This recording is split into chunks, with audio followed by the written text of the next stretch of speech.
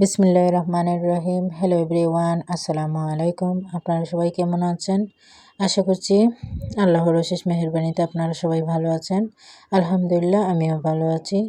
তো সকাল সকাল আপনাদের মাঝে একটা ছোট্ট ভিডিও নিয়ে চলে আসলাম। আশা করছি আপনাদের কাছে ভিডিওটা ভালো লাগবে। তো মনোযোগ সহকারে পুরো ভিডিওটা দেখার অনুরোধ রইল। আর ভিডিওর শুরুতে একটা লাইক দিয়ে ভিডিওটা কন্টিনিউ করবেন। তো আমার ভিডিওটি যে যেখান থেকে দেখছেন তাদেরকে অসংখ্য ধন্যবাদ। তো এই যে সকালবেলা চলে আসলাম রান্নাঘরে, আর মেয়েদের রান্না করতেই কাজ শুরু হয়। তো বাচ্চা ছোট ছেলে খুবই বায়না করছিল পিঠা খাবে। তো সকালবেলা কোথা থেকেই পিঠা দেব, তার জন্য ঘরে চিপস ছিল, সেগুলো ভেজে নিলাম। আর এখানে দেখেন কিছু চাল, এগুলো চাল নয়, ভাত ছিল। আমি ভাতগুলো দেখা গেছে যে বাসি ভাত অনেক সময় থাকে প্রচুর পরিমাণে, তারপরে দেখা যাচ্ছে মেহমান আসলে ভাতগুলো থাকতো, তো সেগুলো আমি শুকিয়ে নিতাম রোদে, ভালোভাবে শুকিয়ে নিয়ে বয়ামে করে রেখে দিতাম। তো দেখেন আমার কখনো দেখা গেছে যে মাঝে মধ্যে কোনো কিছু না থাকলে বাচ্চাদেরকে বেঁচে দিতে পারি, বাচ্চাদের আবদারগুলো পূরণ করা যায়। সবসময় কিন্তু বিস্কিট বা অন্যান্য মজাগুলো খেতে চায় না, তো এগুলো আবার তারা পছন্দ করে। ভাজা করা জিনিস সবাই কিন্তু পছন্দ করে। তো আমার ভাতগুলো নষ্ট না করে আমি এভাবেই শুকিয়ে রেখে দিই। আর একটু সুন্দরের জন্য আমি কালার করে দিই আর কি। তো হলুদ বা লাল যে কোনো কালার করে থাকলে ফুড কালারগুলো দিয়ে আমি কালার করে নিই একটু সুন্দরের জন্য। তো দেখেন আমার এগুলো ভাজা হয়ে গেছে। এগুলো খেতে কিন্তু বেশ ভালো লাগে। আপনারা চাইলে এভাবে অপচয় না করে ভাতগুলো শুকিয়ে নিতে পারেন, তারপরে এভাবে তেলে ভেজে খাওয়া যায় বা খেতে পারেন। তো আমি কিছু চিনিও দিয়ে দিলাম, চিনি দিলে কিন্তু ভালো লাগে খেতে।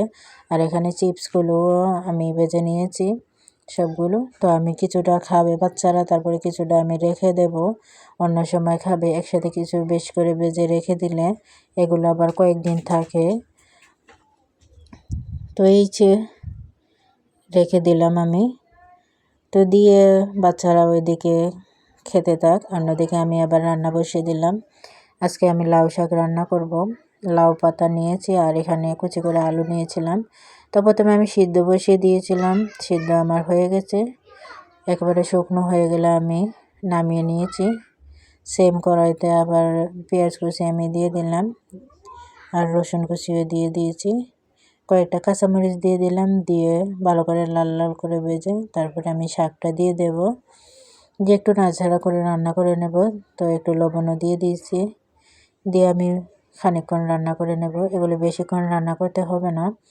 তো এভাবে রান্না করলে কিন্তু লাউ শাকটা বেশ ভালো লাগে খেতে। তো আমি রান্না করে নিয়েছি। তো অন্যদিকে চলে গেলাম দুইটা সুন্দর সুন্দর কিউট সেট দেখাতে, বাচ্চাদের ছোট্ট দুইটা কিউট সেট। এটা একজন কাস্টমারের অর্ডারে ছিল, তার মেয়ের জন্য বানিয়ে দিতে বলেছে। তো এখানে দুইটা সেট আছে, কিন্তু সেম ডিজাইন, সেম বলতে হালকা একটু ব্যতিক্রম আছে, কিন্তু গারারার সেট এখানে। এটা প্রথমে আমি বাংলাদেশ সিস্টেমের কামিজ বানিয়েছি, আর তার সাথে গারারা পায়জামা ম্যাচিং করে। তার খুবই শখ ছিল বাচ্চাকে এভাবে পরাবে, ছোট্ট 2 বছরের বাচ্চা। তো এখানে আর একটা সেটও আমি দেখিয়ে দেব।